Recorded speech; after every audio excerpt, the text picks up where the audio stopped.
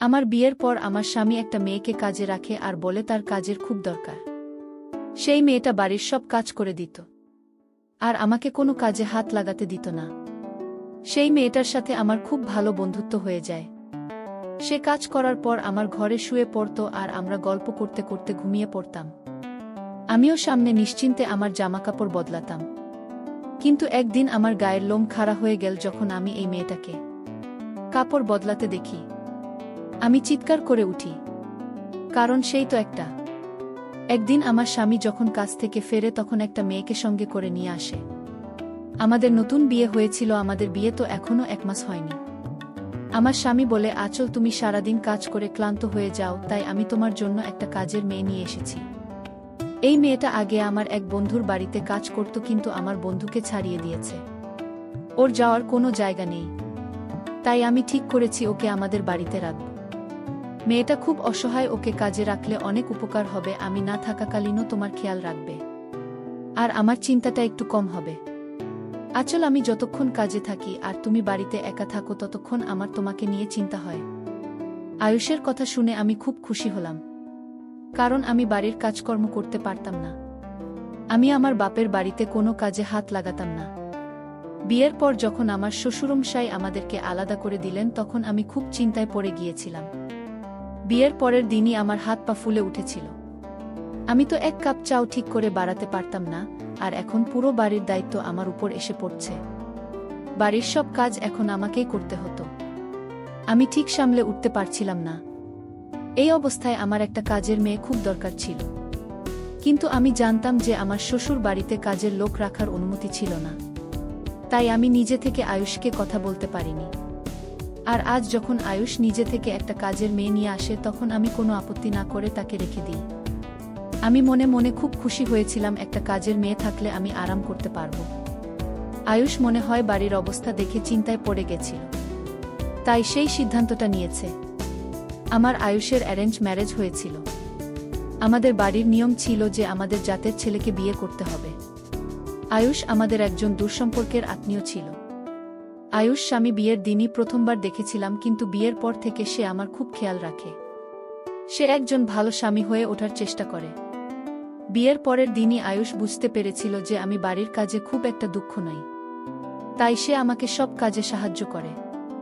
আয়ুষ আমাকে দিয়ে বেশি কাজ করাতো না, ও নিজেই আমার থেকে বেশি কাজ করত। কিন্তু যবে থেকে ও বাইরে কাজে যাওয়া শুরু করে তবে থেকে আমি বুঝতে পারি যে বাড়ির কাজ করা কতটা কঠিন। আমি হাজারটা ভুল করার পরেও আয়ুষ আমাকে কোনো কথা শোনাত না, বরং ভালোভাবে বোঝাতো আমাকে যে এই ভুলগুলো কিভাবে সংশোধন করা যায়। কারণ আয়ুষ্মানের পরিবারের পরিচিত ছিল, সে জানুক যে আমি অনেক ছোটবেলা আমার মাকে হারিয়েছিলাম। আমার বাবা আমাকে খুব আদর যত্নে বড় করেছে, আর আমার বাড়িতে অনেক কাজের লোক আছে, তাই আমি কোনো কাজ করতে পারি না।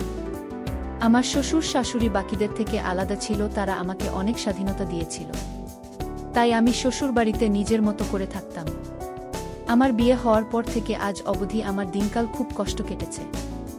আমি যাই কাজ করতে যেতাম সেটাই উল্টো হয়ে যেত। আয়ুষকে প্রায় বাইরে থেকে খাবার অর্ডার করতে হতো, কারণ আমি রান্না করতে গিয়ে সব খাবার পুড়ে ফেলতাম।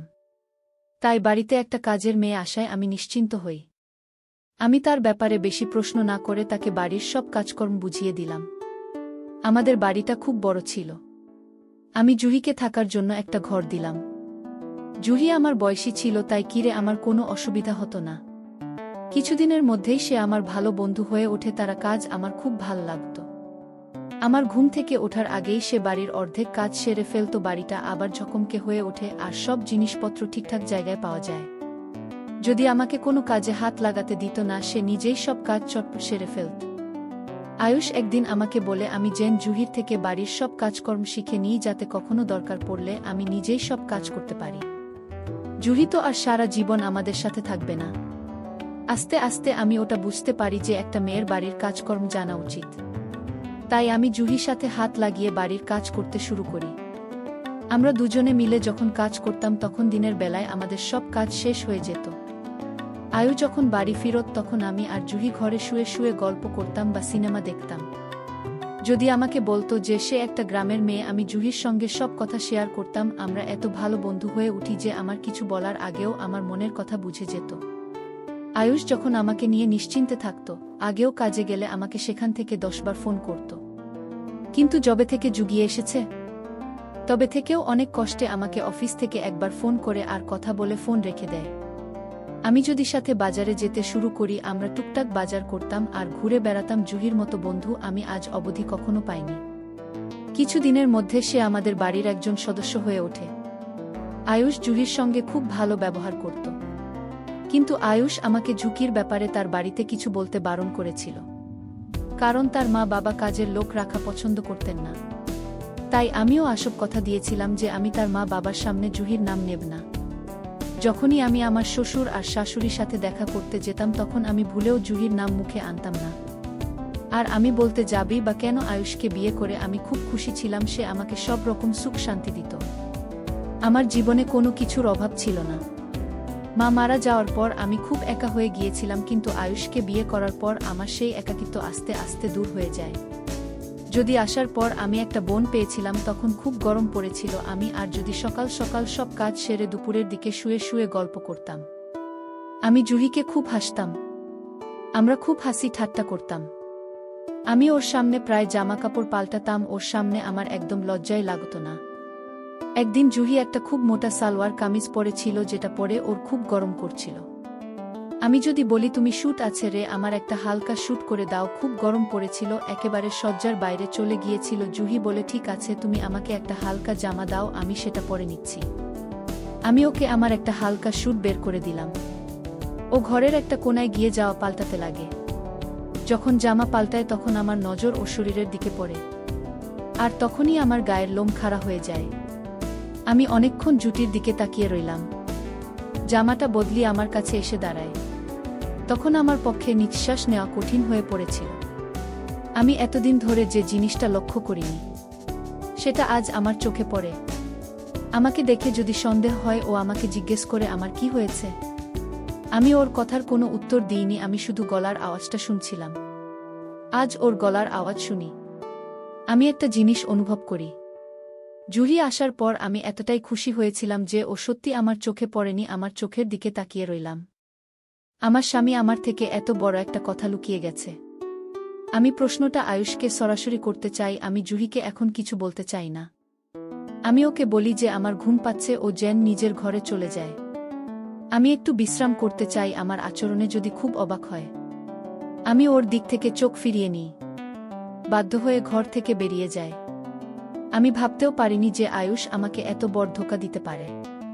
আমি তো ওকে কখনো মিথ্যে বলিনি, তাহলে আমার সাথে এটা কেন করলো? আমার চোখে জল চলে আসে। আমি চাইনি জুহিকে এই প্রশ্নটা করতে পারতাম, কিন্তু আমি আয়ুষের চোখে চোখ রেখে এই প্রশ্নটা করতে চাই যে সে আমাকে কেন মিথ্যে বলেছে। বিকেলে যখন বাড়ি ফেরে, তখন আমি বিছানায় শুয়েছিলাম। আয়ুষের মনে হয় যে গরমের জন্য হয়তো আমার শরীরটা খারাপ। সে আমার পাশে এসে বসে আর জিজ্ঞেস করে, আঁচল, তোমার কি হয়েছে? আমি সঙ্গে সঙ্গে উঠে বসি। আমার চোখ দুইটা দেখে আয়ুষের ঝটকা লাগে। সে আমার পিঠে হাত দিয়ে সান্ত্বনা দেওয়ার চেষ্টা করে, কিন্তু আমি এক ঝটকায় ওর হাতটা সরিয়ে দিয়ে, জুহিকে, আয়ুষ, তুমি আমার থেকে এতদিন কি লুকিয়ে রেখেছিলে? এতদিন ধরে তুমি আমাকে অনেক বোকা বানিয়েছ, কিন্তু এখন আমি তোমার আর জুহি সত্যিটা জেনে গেছি। তাই এখন এটাই ভালো হবে, তুমি আমাকে সব কথা খুলে বলো। আমার কথা শুনে আয়ুষ কিছুক্ষণ চুপ করে থাকে। আমি তাকে জিজ্ঞেস করি, তুমি কি আমার চরিত্র যাচাই করার জন্য এসব করেছ? আয়ুষ বলে, আঁচল, তুমি ভুল ভাবছ, এরকম কিছুই নয়। আমি বলি, আমি আর জুহিকে জামা পাল্টাতে দেখেছি। আমি বুঝতে পেরেছি যে ওর তোমার পরিবারের সাথে কোনো সম্পর্ক আছে। জুহির কোমরে ঠিক একই রকমের লাল রঙের একটা দাগ আছে, যেমনটা তোমার কোমরে আছে। তুমি আমাকে বলেছিলে যে ওই দাগটা তোমার জন্মগত, ওটা তুমি তোমার মায়ের থেকে পেয়েছ। তার মানে এটাই দাঁড়ায় যে জুহি তোমার নিজের বোন, কিন্তু তুমি ওকে কাজের মেয়ে বানিয়ে এই বাড়িতে রেখে দিয়েছ। তুমি কোনো দিন আমাকে বলেননি যে যদি তোমার নিজের বোন। তুমি তোমার মা বাবাকেও জুহির কথা বলতে বারণ করেছিলে। তুমি কি জুহিকে আমার উপর নজর রাখার জন্য এই বাড়িতে নিয়ে এসেছ? আমি আর সারাদিন ধরে এসব কথাই ভাবছিলাম। এখন আমি আয়ুষের সামনে দাঁড়িয়ে কাঁদতে শুরু করি। আয়ুষ আমাকে বলে, তুমি কি দাও না? আমার কথাটা তো শোনো, তুমি আমাকে সবকিছু বোঝানোর একটা সুযোগ তো দাও। হ্যাঁ, এটা সত্যি যে জোয়ার আমি ভাই বোন, কিন্তু উদ্দেশ্য কখনই তোমাকে কষ্ট দেওয়া ছিল না। আমার তোমার চরিত্রের উপরেও কোনো সন্দেহ নেই। বরং আমি বাধ্য হয়েছি জুহিকেই বাড়িতে লুকিয়ে রাখতে। তুমি তো জানো আমাদের পরিবারে আমাদের জাতের বাইরে বিয়ে করার নিয়ম নেই। যে আমাদের জাতের বাইরে বিয়ে করত তাকে বাড়ি থেকে বের করে দেওয়া হতো। আমার বোন জুহি একটা ছেলেমানুষি করে বসেছিল। সে একটা ছেলেকে ভালোবেসে ফেলেছিল। যখন আমার মা বাবাই কথা জানতে পারে তখন তারা জুহিকে খুব বকাবকি করে, কারণ আমার মা বাবা কোনো মতেই আমাদের বংশের নিয়মের বিরুদ্ধে যেতে পারবে না। তুমি তো জানো জুহি ছাড়াও আমার আরও 2টা বোন আছে, তাদের আমাদের জাতের মধ্যে বিয়ে হয়েছিল। আমার মা বাবা যদি জুহির এই বিয়েটা মেনে নিত তাহলে আমার আর 2 বোনের ঘর ভেঙে যেত। তাদের শ্বশুরবাড়ির লোকেরা তাদের বাড়িতে রাখত না। তাছাড়া আমাদের জাতির লোকেরা আমাদেরকে বয়কট করত। তাই আমার মা বাবা জুহিকে অনেক বোঝায় যে সে আমাদের জাতের বাইরে ছেলেকে বিয়ে করতে পারবে না। কিন্তু তখন জুহির মাথায় ভালোবাসার ভূত চেপেছিল। সে জেদ ধরেছিল যে সে ওই ছেলেটাকে বিয়ে করবে। তাই একদিন সুযোগ বুঝে বাড়ি থেকে পালিয়ে যায়। পালিয়ে গিয়ে সে ছেলেটাকে বিয়ে করে যাকে সে ভালোবাসত। মা বাবা অনেক চেষ্টা করে এই ব্যাপারটা আমাদের জাতের লোকেদের থেকে লুকিয়ে রাখে, কিন্তু ব্যাপারটা বেশিদিন গোপন থাকে না। আমাদের জাতের মধ্যে এটা জানাজানি হয়ে যায়। আমাদের জাতের লোকেরা স্পষ্ট জানিয়ে দেয় যে এরপর থেকে আমরা জুহির সাথে কোনো সম্পর্ক রাখতে পারব না। যদি রাখি তাহলে আমাদের আর 2 বোনকে তাদের শ্বশুরবাড়ি থেকে বের করে দেওয়া হবে। তুমিও তো আমাদের জাতির মেয়ে, তুমি নিশ্চয়ই জানো যে আমাদের জাতের নিয়ম কানুন কতটা কঠিন। জুহি যে ছেলেটাকে পছন্দ করেছিল সুযোগ্য ছিল, আমাদের জাতির কোনো ছেলেই ওর যোগ্য ছিল না। তাই আমার জুবির বিয়েতে কোনো আপত্তি ছিল না। কিন্তু আমার ইচ্ছা থাকা সত্ত্বেও আমার সবার বিরুদ্ধে যাওয়ার সাহস ছিল না। আমি লুকিয়ে লুকিয়ে আমার বোনের সাথে দেখা করতাম। আমি এটা দেখে খুব শান্তি পেয়েছিলাম যে আমার বোন বিয়ে করে সুখে আছে। আমাদের বিয়ের কিছুদিন পর আমি খবর পাই যে জুহির স্বামী অস্ট্রেলিয়ায় একটা চাকরি পেয়েছে। তাই তাকে কিছু মাস সেখানে গিয়ে একা থাকতে হবে। কিছু মাস পর সে জুহিকে ওখানে নিয়ে যাবে। এই কয়েক মাস জুহিকে একা থাকতে হবে। আর আমি চাইনি যে জুহি তার ফ্ল্যাটে একা থাকুক। তাই আমি জুহিকে বলি যে সে যেন আমাদের বাড়িতে এসে থাকে। কিন্তু সে ভয় পাচ্ছিল যে তুমি যদি সবাইকে কথাটা বলে দাও তাহলে আমার বিপদ হবে, কারণ তুমি আমাদের জাতের মেয়ে। তুমি তার বিয়েটা মেনে নাও নিতে পারো।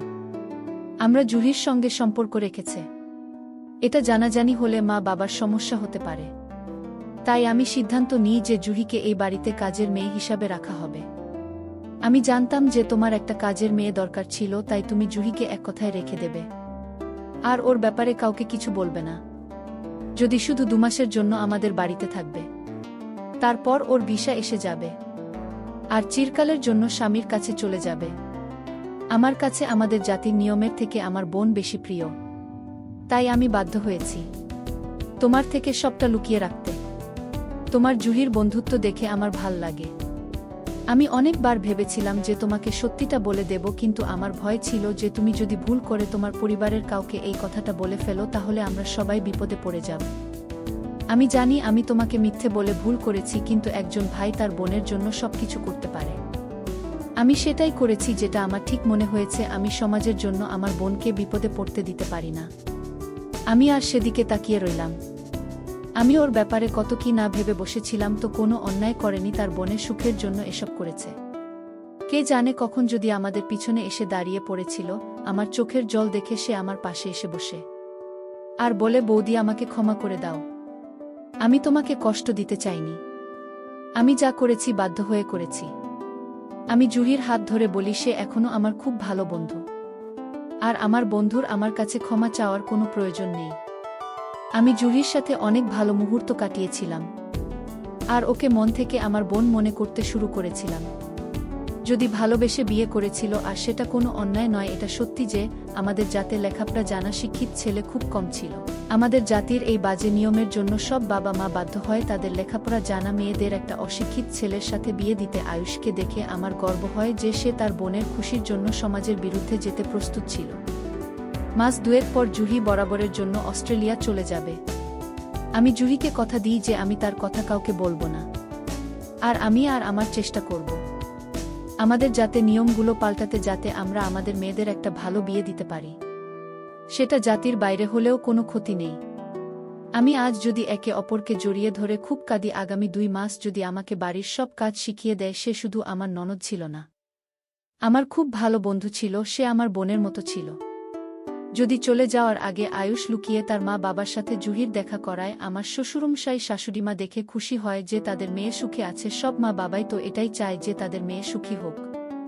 জুহি চলে গেল, কিন্তু আয়ুষ এখন থেকে তার জাতির বিরুদ্ধে আওয়াজ তুলতে শুরু করে, যাতে ভবিষ্যতে কোনো বোনকে তার ভাইয়ের বাড়িতে কাজের মেয়ে হিসেবে থাকতে না হয়। আপনিও কি এমন কোনো জাতির অংশ যেখানে জাতের বাইরে বিয়ে করাটা একটা অপরাধ মনে করা হয়? আপনাদের কি সমাজের নিয়মের জন্য নিজেদের ভালোবাসাকে ত্যাগ করতে হয়, নিজের পছন্দের ছেলেকে ছেড়ে এমন একজনকে বিয়ে করতে হয় যাকে আপনাদের পছন্দ নয়? কমেন্ট করে অবশ্যই জানাবেন যে আপনারও কি এমন কোনো জাতকে দেখেছেন যেখানে মেয়েদেরকে তাদের ইচ্ছের বিরুদ্ধে বিয়ে দেওয়া হয় শুধুমাত্র নিয়ম রক্ষার জন্য।